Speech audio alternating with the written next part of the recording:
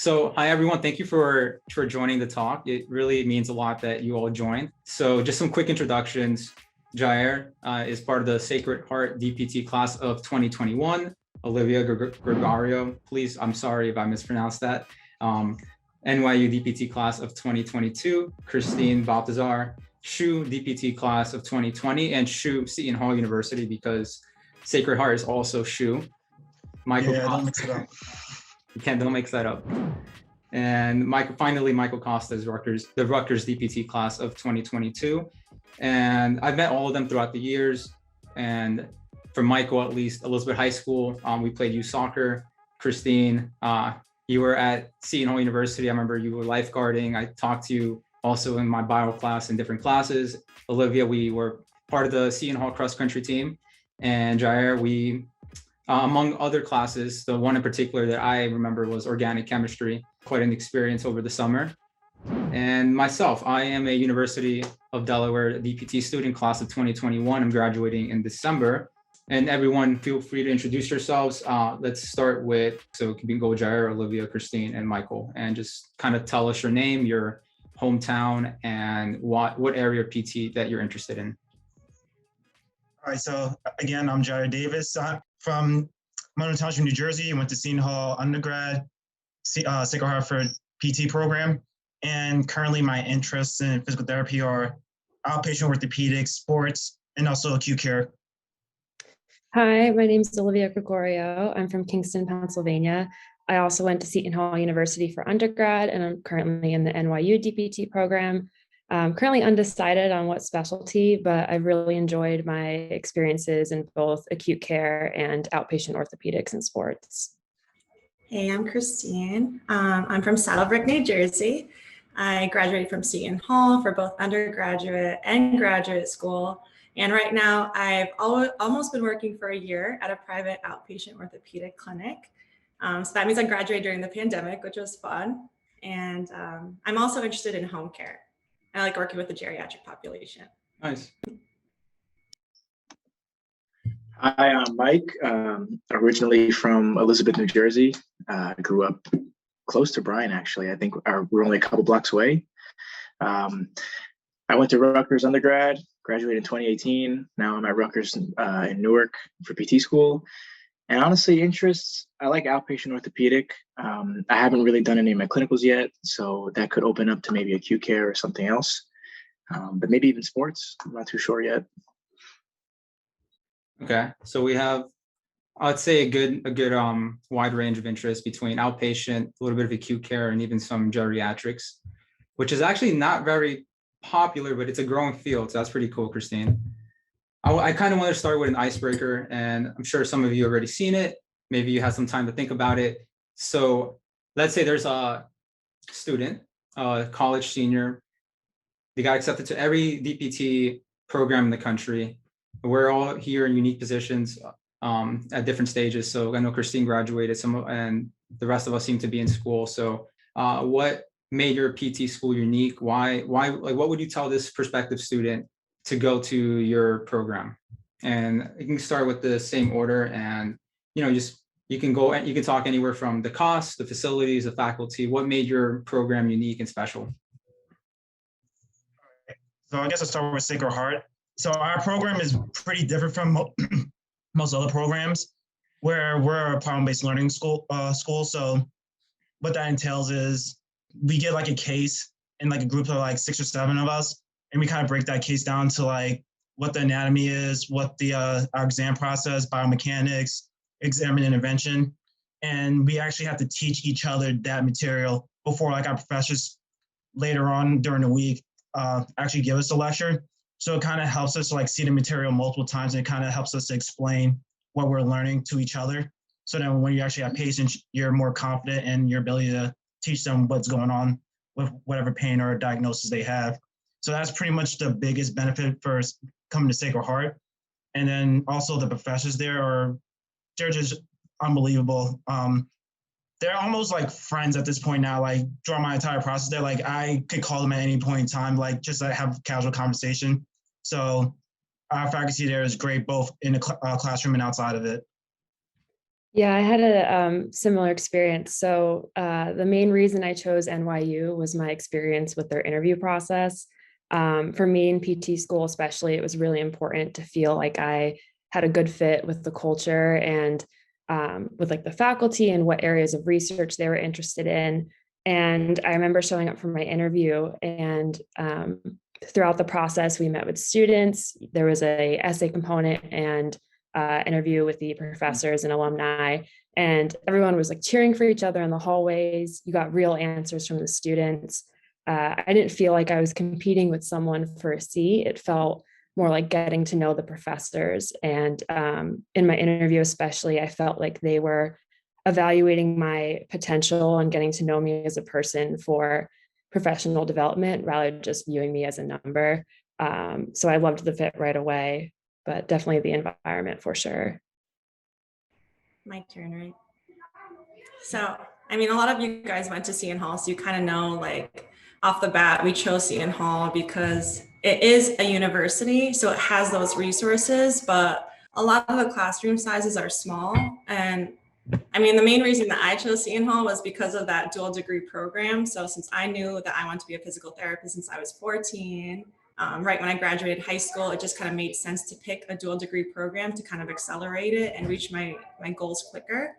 But I think another real good benefit about Seton Hall that a lot of people didn't get to experience was the fact that they opened up the IHS campus, and that's the Interprofessional Health Sciences campus. They opened it like my last 2 years in the program. So it's not in the South Orange, like the old campus, but it's in the Nutley Clifton area.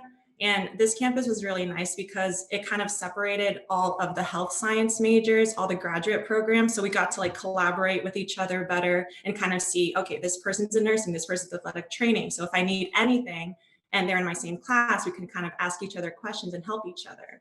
And it just kind of had better resources overall than the South Orange campus. So I think that was a huge benefit. And I had no idea they were doing that. So I'm sure that from now on going forward, it's just going to get better and better. So it's just, yeah, Seton Hall's a good school.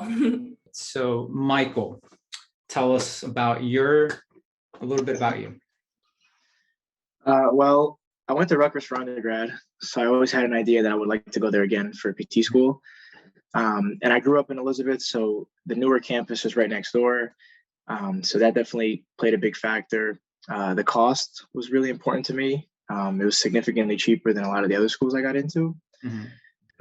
And the cool thing about the Rutgers University program in particular, they have their own like basically a free clinic that the students run within the building to the residents of Newark, so pro bono. And our main building where our classes are, is right across the street from University Hospital, mm-hmm. which is a level 1 trauma center. So throughout our time in the program, we would go over and we'd visit the ICU and get a chance to volunteer and learn, within the hospital itself, which was pretty interesting. And I guess I just like the idea of starting my career out kind of where I grew up and helping the people around me, which was pretty cool. Yeah, it's nice. You got to be pretty local, and I'm sure you commuted too. Oh yeah, the commute was easy. Yeah, mm-hmm. And also our interview process was very similar to NYU. The second year students would introduce us, and we got a chance to ask them, the real questions that we can't really ask the professors, and they gave us the honest answers about mm-hmm. what the program was really like. So that was a really nice, welcoming touch that we were able to do at Rutgers. Cool. So I'll speak a little bit for UD. So number one, it would be the part-time clinical experiences that UD offers. There's 3 different kinds. There's the sports and orthopedic clinic, neurological older adult clinic, and also a pediatric experience. If you're in your first year already in the spring, you start in the summer, take summer classes, fall classes, and in the spring that's when all the part-time experiences start, leading up into your second year. So you have some didactic experience, and then you go into this part-time clinical experience while you're still learning on the side. So that's pretty cool because you kind of get thrown into the fire, which I feel like is my best way of learning, and going out there and treating. And you're not even going out there per se. You're going to be still in your same campus. It's literally downstairs from where your classes are. You get to be treating patients because it's an outpatient clinic. there's full-time PTs that get paid. They all have some type of residency experience or fellowship experience. So it's really nice because you get to be with really elite PTs. They have an amazing array of experience from different backgrounds. There's an amputee clinic here that you can volunteer for. There's, on top of the experiences, there's different things, different ways you can get involved in the community. And I feel like UDPT is a pretty good faculty-wise when it comes to research, if you want to go that realm. And yeah, I think it's a good program if you want to if you have different interests with neurological adults or sports and orthopedics. So I think it can fit just about anyone. All right, so I recently had a TMJ class. I will tell you that the TMJ joint, temporomandibular joint, is not my favorite joint. My favorite joint is actually the ankle joint to treat. What is all of your favorite joints? I could go first. I guess I'm biased, but when I was 14, I had ACL reconstruction. So that's kind of what got me into physical therapy. And I mean, even still now, I love getting knee patients, especially post-surgical, because I just love how you can see the progress so quickly. Mm-hmm. And I just feel like I understand the knee joint a lot better because I also like working out legs. So it's just one of my personal interests. I'll go next. So personally, my favorite joint is the shoulder, just because there's a lot of different moving parts going into it. You have 17 different muscles attached to the shoulder blade. So all those muscles got to work in harmony to be able to function. And I just like the challenge, just because there's so many different moving parts trying to figure out what's the issue in that person's shoulder, why they're having pain. And I just really like the challenge of just coming up with different shoulder exercises for them, particularly overhead athletes. Yeah. I can go next, I guess. I love the hip. Like you said, fascinated, absolutely love the hip. Also partial because I had a labral pathology after running, and I didn't actually seek treatment for it until my first year of PT school.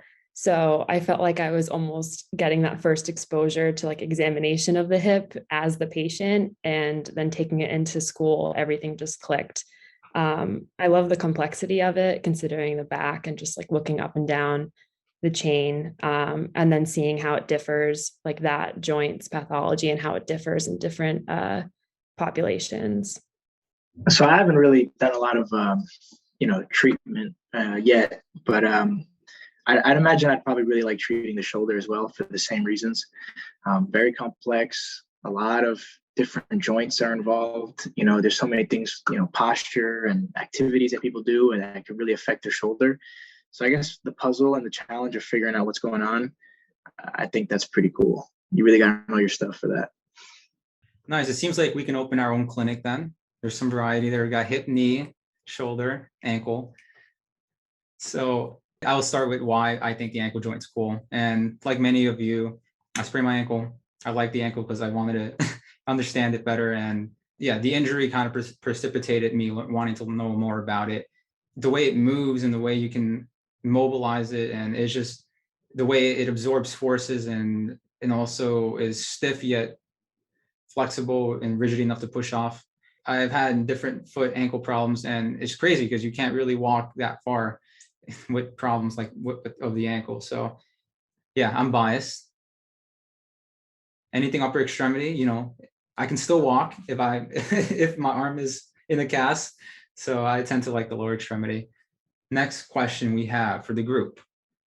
I feel like most people have a strong opinion on this next question. How do you feel about calling yourself doctor once graduating from the PT program? And I mean this in the sense of having your patients call you doctor and your family members. I don't think anyone's going to say, oh, I want everyone to call me that, but where do you stand on that question? I can take it first, I guess. So this might just be more of a personal opinion and kind of stemming from starting to get out in clinic.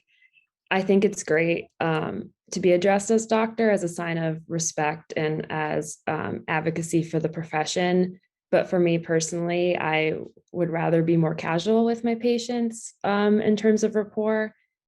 And I think it's also great with advocacy, interprofessionally, but outside of being a sign of respect, I would rather just say like, I'm Dr. Olivia Gregorio, but you can call me Olivia, and going off of the following sessions, just being addressed by my first name. I actually agree with Olivia. I kind of introduce myself the same way now that I am working. It's also different because I work in a multidisciplinary clinic. So there are medical doctors, there are other professions that are doctors. We're all pretty much doctors, right? But I mean, I like to be I like to build rapport with my patients from the beginning. A lot of them get white coat syndrome. They get very nervous. And we all know that physical therapists always spend the most time with the patients. So I just want to make sure that they feel comfortable telling me everything, since we spend so much time together. But it's nice to be addressed by doctor, just so that from the beginning, they understand the kind of knowledge and education behind all of the treatments, so that they know it's legit. So for me, it was actually pretty funny because like my last day, my last rotation, one of my patients called me doctor just because I built that rapport for her. For me, it was just a sign of respect that she respected like everything I've done for her. But in terms of like when I start practicing, it all depends on like what area you're in the country. Because when I was in New Hampshire for one of my rotations, the PTs weren't calling each other doctors or anything like that. The patients weren't calling them doctors. But one of my friends that was in California, like all the physical therapists in his clinic refer to each other as doctors. So it kind of depends on what area you're in. But for me, I just want to build that rapport first and gain their trust and respect. Yeah, I would probably introduce myself, as Dr. Michael Costa, but I would want to keep it casual. One of the reasons why I chose or went into physical therapy because I like how personal and, like you said, we're spending so much time with patients. We get to know them on a much more intimate level than other professions. So I would probably keep it just, you can call me Mike though. But, because sometimes I've introduced or I've told somebody, okay, I'm going to get a DPT. And they're like, oh, but you're not a doctor, right? So you get that all the time, right? Then you have to explain to them what it's going, what being a physical therapist entails and why we have to get that doctorate and how, how much we know as clinicians. So you have to find that balance of keeping it professional and teaching people that don't know, but also keeping it casual. So yeah, I'd probably do the same thing as everybody else, pretty much. Yeah, it's tough because I always get the question, or are you a master's student? No. Are you are you getting a PhD? No. And it's always tough to explain what a DPT is to a person. It's not, it's a doctoral degree. That's what I usually tell them. I think we're all on the same page there, and I like some of the answers. There's a lot of things PTs do. So this next question is, what was the most shocking or surprising part of PT school? So you can take this anywhere. For me personally, it was wound care because all the graphic images that we were shown. And Michael, I don't know if you're there yet, or if you haven't taken wound care, then that's coming up. But I just want to kind of hear from you all what was surprising, what was shocking.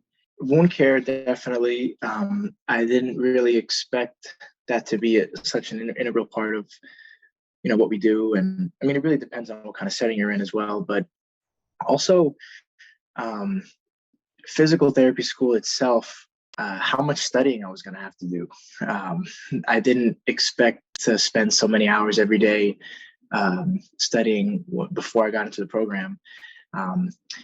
Let's see. And I guess, like you said, the scope, I mean, I guess I wasn't as educated as I probably should have been about what we can do as physical therapists. I thought more of it being like athletic training, right? You're working with athletes, you're treating injuries. I definitely didn't expect as much, spinal cord injuries, like you said, and neurological patients. We had a big emphasis on neuro in our program and like neuroplasticity and increasing the number of reps and everything. So I didn't expect that part, I'd say. So I think the biggest thing I learned or realized in PT school is how much we are as educators to our patients. Like, I know that we are like giving them exercise and stuff like that, but we got to kind of teach them like why they're doing this and kind of like educate them on their pathology, why they're feeling their pain, why they're having all these symptoms, and kind of explain like our entire thought process to them in a way that they're able to understand it and then like kind of relay it back to us so like they're able to like tell us like what's going on in their daily lives, or like if they have like a psychological condition, like trying to realize how to teach people is probably like the most fascinating thing I found in PT school. Yeah, I agree with everything so far. I think off the top of my head, what would stand out most would be the scope. I think going into school, similar to what was said, I've viewed everything as either sports or neuromuscular.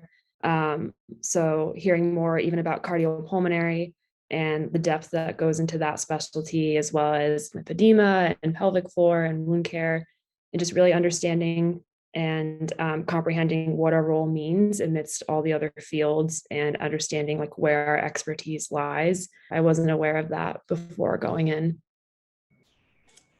I agree with what everyone said also. I think at first, the biggest surprise to me was the scope. Pretty much, I only knew outpatient orthopedics. So anything with acute care, anything with cardio, neuro, even geriatrics, pediatrics, I was like, we do this too. This is amazing. We literally do everything. That's why our profession is so amazing. And I feel like the more I learned about it, the more I liked about it. But besides that, I think that another thing that surprised me, even from the first week of PT school, was how manual we are. We touch people, we're very intimate with people, and we have to be very comfortable with it. And our body language, our body mechanics is so important so that we can continue to do our profession for a long time, but also so that we could make the person comfortable. Because if we're touching them in a certain way, we're not helping them. We're going to scare them away, you know? And we also have to be able to facilitate the right movements, facilitate the right muscle recruitment, et cetera. So I think for someone that does not like when people touch me, I think that that was a huge thing that I had to overcome. And now I'm very comfortable, you know, obviously it's something that I do. But yeah, that was something that was surprising to me. And for the final question, what anatomy resource did you all use? I use Complete Anatomy on my phone or iPad. I love Complete Anatomy. Creators, if you're listening, thank you very much. Snedders was also another anatomy textbook I used for my origins, insertions, all that. So what resources have you all used? I also used Complete Anatomy. I thought it was the most helpful thing, especially with like the lab exams and like the anatomy lab and like our palpation lab. You just understood all the layers and everything just came together, because when you're learning on a PowerPoint slide, you're just like, okay, here's muscles of the back. But then with Complete Anatomy, you're like, okay, here's the superficial ones, and it gets deeper and deeper and deeper. And you're really able to like kind of see that through the app. So I thought it was amazing. And it's cool that you only get to pay one price and you kind of have it forever. So for school, we were required to get Anatomy TV or Primal Anatomy, whatever it's called, which was like $300 that we get like for our life.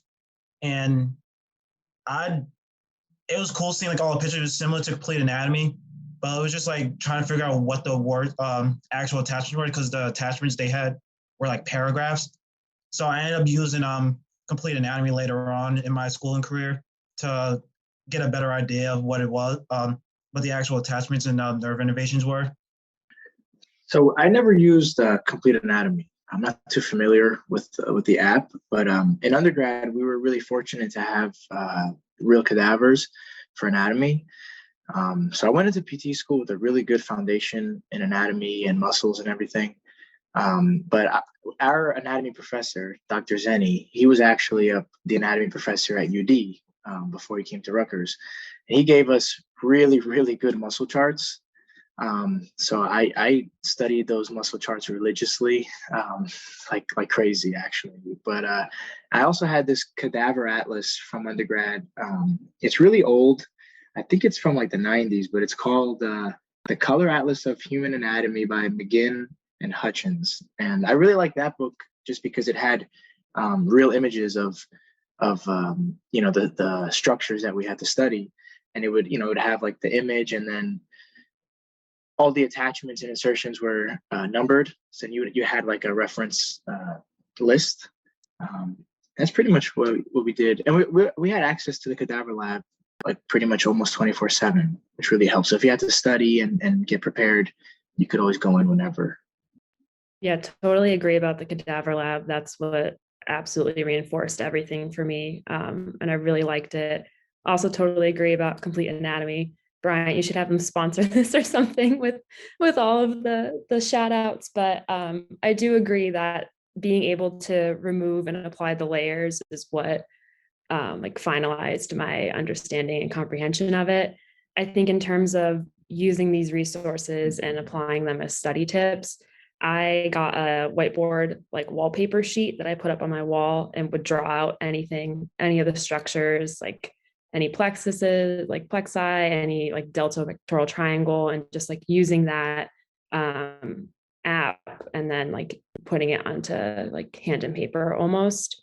And we also actually were required to draw on flashcards and write everything out and then submit the flashcards. So they knew that if we weren't using the app, we at least had some sort of study tool. But I think that all stemmed definitely from cadaver lab in the complete anatomy. At UD, we have a cadaver lab, and when I was there for my first year before COVID, I remember we could stay there. I can go in whenever, honestly, as long as it wasn't between midnight and 6 a.m.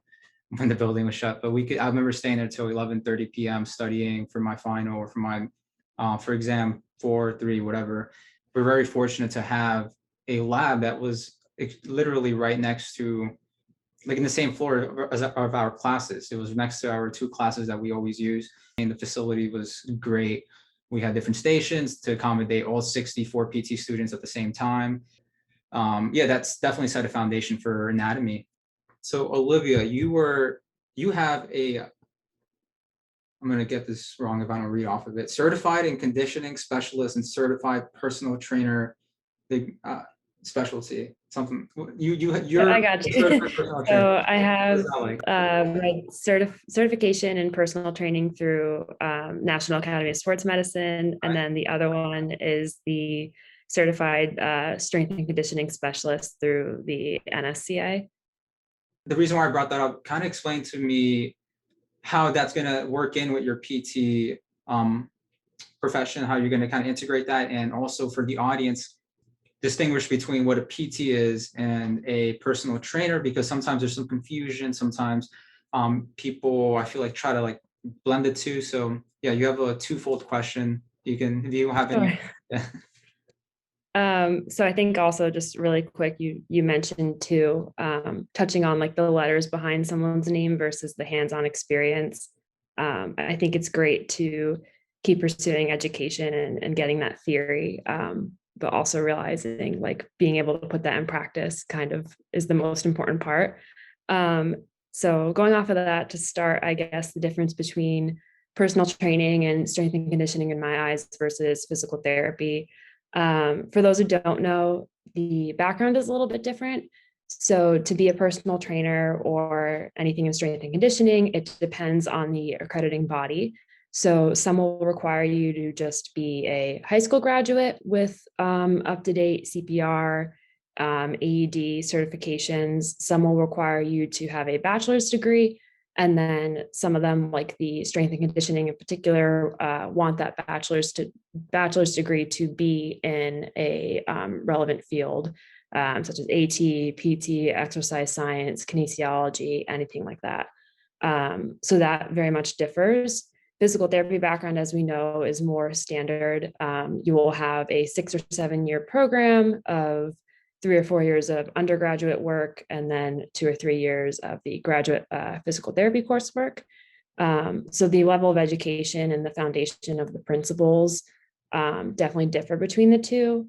However, with strength and conditioning and personal training, you do cover similar topics, such as fitness theory, exercise science and exercise physiology, anything like that. The difference with the experience level, I would say, is that as licensed PTs, we really consider ourselves like movement experts, right? So we delve deeper into examining and screening a patient, looking at indications and contraindications for an intervention, differential diagnosis in particular, really looking at someone's whole, the person as a whole, and looking at the different body systems and how they may play into not just the diagnosis and the plan of care. And I think that also translates into the different settings that we work in. With personal trainers and strength and conditioning specialists, the focus is more so on knowing when to refer out. That education level may not necessarily be there in terms of the screening and really like what separates that level of education from our doctorate level of education. However, you may see that, you know, TheraX and progressions, regressions, lateralizations are our bread and butter as PTs, but depending on the setting we work in, I think we can learn a lot from those in the personal training and strength fields as they may have more day-to-day experience with coaching and cueing. So I do believe there's definitely both things to be learned from different sides. I also think that with depending on the setting, like personal trainers and strength and conditioning specialists, you know, they really have to market for themselves. They have to understand more application of business principles, whether that's getting clients at a gym or if they're in their own process of like online coaching. Whereas not every PT you see has to do that sort of self-marketing. They may be working for a hospital or working for a larger clinic where that business practice isn't in their day-to-day scope other than like billing, documentation. So I think it's definitely a difference in public perception, but I think the main thing would be your day-to-day responsibilities and scope and education level. And thanks for that really insightful, just explaining that for us, because that pretty much covered just about everything about what the differences are, how important it is to have kind of that background as well. I'm sure you're going to have lots of happy patients. That's the goal. I hope so. Quick question. Did you take your Cscs exam in PT school or in undergrad? So I took the NASM one in undergrad and I took the Cscs in grad school. So it's actually a graduation requirement through NYU. And they would prefer you to take it the summer between our first and second year. So that's when I did mine. Usually they have us out in like our summers consisting of the Cscs prep and then our acute care affiliation. But because of COVID, the acute care affiliation was moved to this past winter. So that summer I only really had the Cscs exam. Yeah, that's and cool. how would you say like the test was like in terms of like compared to like GRE or like the boards or not boards, but like any other standardized tests you've taken? Mm-hmm. So it's a little bit different, I think, in the sense that there is a practical component. So the entire test is taken through the computer, but the practical component could be pictures, videos. Like I know for my exam, it really focused on speed and agility. So they'll show you a video and give you like a list of compensations or ways that the athlete needs to be cued or improved, and they'll ask like you to identify it. To be completely honest, I didn't really do much with GRE prep. And so I'm not super familiar. Like I honestly don't really remember taking it as much versus the Cscs. I had to prepare more for sure. It's a long test, but yeah, I think the main difference would be that practical component. Nice. Olivia, do you have any plans of coaching at some point, or like either high schoolers or even at all? I would love to actually. I'm really passionate about like women's role in sports, and whether it's women or men, whatever level, high school or college. I would love to get back into coaching with either track and cross country or even soccer. So that's definitely in the plans somewhere at some point. But yeah, absolutely.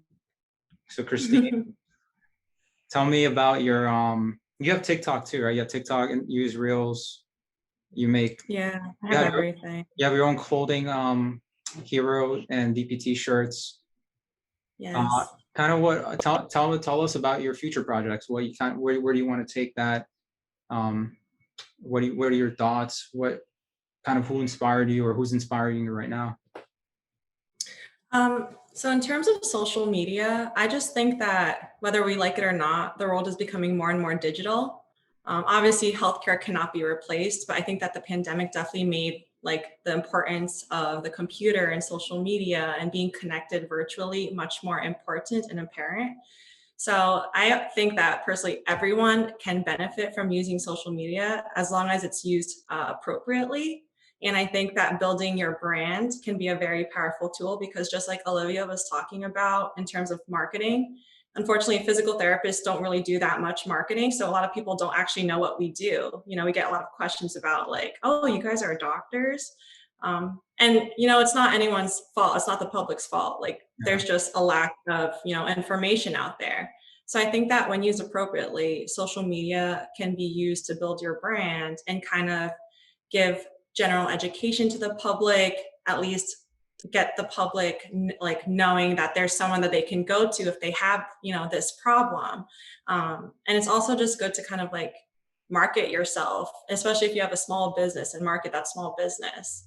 So for me, I would just love to just market my brand and kind of see where that takes me, because all in all, I just want to be like a positive, inspirational person for people to kind of reach out to. That's kind of where I plan on taking that. It's just kind of something that I do though. I love physical therapy. That's really cool. I think I think everyone should have some thought about how they brand themselves on social media and online, especially now in this generation where everyone has a smartphone.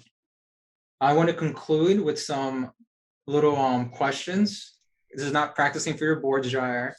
It's not board questions, but it's some common PT related facts, some insights to our profession that, you know, we talk about. We can all add on to the answer. So I'll start us off. So what are joint mobilizations? And I'll take this one. So the joint mobilization, you might hear this in a PT clinic. Oh, I'm going to move this person's shoulder. Essentially what that is kind of taking a joint and kind of mobilizing it in different directions to get your patient a little bit better range, or there's some restriction. And I'm gonna popcorn it to Olivia to finish off some more of what a joint mob is. Sure. So I'm actually in a clinic right now that does a really great focus on manual therapy. I actually was going to take a little bit of a different approach to this question. So 3 things I've really noticed with patient education, like things that I've kind of picked up on and observed on how the PTs communicate to the patient about what we're going to do with joint mobilizations. The first is that we've had patients walk in who maybe in previous experiences with providers, they're very afraid of stress on the joint. Like when you ask them things about their subjective, they're always like, oh, this stresses the joint, so it hurts me. And so we'll use something like a posterior to anterior mobilization, which is applying stress on the joint. And they'll say, oh, it feels great after that. So we use that as a tool to say, well, this stresses the joint and it felt good. So kind of like using that buy-in with a mobilization. I think another thing that comes up too is patients who've had experience with chiropractors will also come in. And the way that I've observed them educate joint mobs is saying that, you know, we're not putting anything back into place. Some chiropractors will use MRIs before and after their treatment to show like the changes in the spine. And another thing we'll say is that like this is not an adjustment. As PTs, we don't really do adjustments. We do mobilizations and manipulations.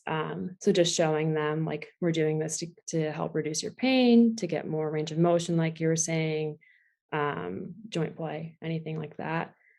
Oh yeah, for sure. If I were to explain to the patient what a joint mob is and then did it the way I did, I would have failed every single practical for consent. Thank you for that eloquent explanation. Anyone else can add to it as well? Yeah, kind of going off what Olivia said, like I kind of went down a rabbit hole at one point, just learn more about like the biomechanical, like the neurological like implication of it. Like I question to myself a lot, like, do we actually like cause those joints to move a lot, or is it that we're doing like gait control where we're changing the stimulus so they're not feeling pain? So that's kind of like something like I kind of use my joint mobs a little bit more with some of my more chronic pain patients, just to decrease their amount of pain that they're feeling by just adding a different stimulus to it by doing joint mobs. feel like we pretty much nailed it. Cool. You guys are wonderful. We definitely hit that home. Yeah. I like the separation between what chiros do and PTs do. And Olivia, that was great. Last question. This is going to be a for my acute care lovers out there. What are pressure ulcers and why is PT so important in preventing them? I could say something on that. Well, pressure ulcers are essentially wounds that occur on people's bodies if they're left in a position for too long. So in the acute care, let's say if you have somebody like a spinal cord injury who has no sensation or they can't move their body below a certain level based off of where they were injured, you need to make sure as a clinician, whether it's you or the nursing staff, to move them and put them in different positions, because wherever you have a bony prominence on your body, whether it be your sit bones or your elbows, the back of your head, your heels, if a patient stays in a position too long, that can cause a wound and an open wound on their skin, especially also if they have, let's say, like urinary incontinence or anything like that as well. And you kind of touched on, like, if you're sitting on like a bony prominence for too long, you'd be surprised at how quickly they can develop. Like, it doesn't take that long, especially if someone's sensation or they don't have full control like of their body below like a certain level in a spinal cord patient. So like in a hospital in acute care, we were told like to change the patient's position every 2 hours because they can really develop that quickly. And if you don't see them soon enough, they can get deeper into the skin, to different layers of skin, where they're harder to treat and then bone could possibly get infected. So that's the main thing that we want to avoid when seeing a pressure ulcer. Make sure that we are able to identify, release the pressure from that area, and make sure that we're able to like clear the area, clean it up, and make sure that it's covered so that it's able to heal properly. Yeah, totally agree with everything said so far too. And I think in terms of looking at the prevention, that is something that really advocates for the physical therapy role in like the acute care setting, just because so much patient education also goes into it, right? Like we want to encourage smoking cessation. We want to encourage like a healthy diet and active lifestyle. Going off of what Olivia said and like the importance of education, like we have to educate not only the patient, but like the caregivers and other staff on preventative strategies and like pressure relieving strategies, the importance of movement, and also optimizing like positioning the patient, whether you have to like put a certain cast or elevate it, put a pillow in this position just so that the bony prominence is not touching the surface. And this is something that's also important in the home care setting too. So it's not just in the hospital. So as experts of the movement system, we just emphasize like how important educating movement is to patients and caregivers and family members. Yeah, motion is lotion. That's all I have to add.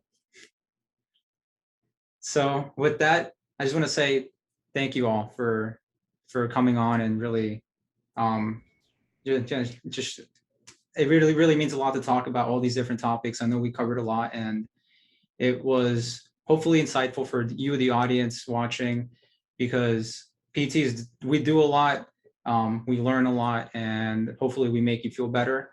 Yeah, if you have any questions about any of the things that we do, I hope that we answered most of them. If not, there's always Google, there's also other resources out there. Get shadowing experience, you'll learn a lot through them, and see if it's for you. So yeah, just wanted to say everyone, Olivia, Kristine, Mike, Jair, thank you for coming on. I really do appreciate it. Yeah, if for anyone that might be watching, do you have anything that you want to say to them? Well, thank you for listening to me for about an hour or so. But yeah, if you ever have any type of, especially if you live in New Jersey, if there's anything going on, you have direct access now, so you can go into any clinic and get treatment. Always feel free to ask. Physical therapists, we really want to help you. So no question's a dumb question. If there's something going on with your body that you don't know, just be open and we can help you. Okay, on that note, follow Kristine on IG. Jair, best of luck on your boards. And Olivia, yeah, best of luck in your second outpatient rotation. Hopefully you learn a lot there. Hopefully the CIs and the patients are awesome. So it's been a pleasure, everyone. Thanks for watching, everyone. Thank you so much for coming on to the talk. I'll see you next time.